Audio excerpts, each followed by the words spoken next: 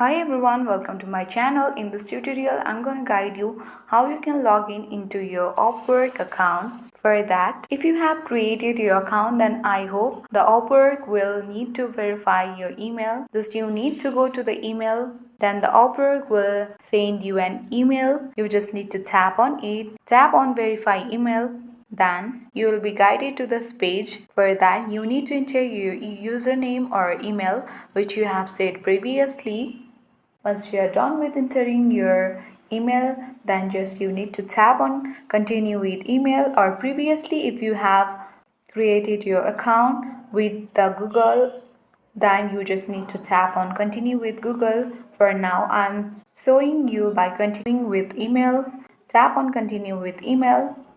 Then you will need to enter your password.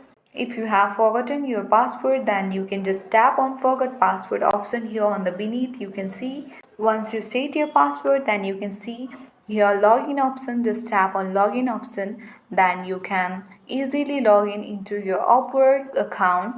I hope you find this video useful. If you like this video, then don't forget to like and comment on the comment section. If you are new to my channel, then don't forget to subscribe for more tutorial videos. Thank you.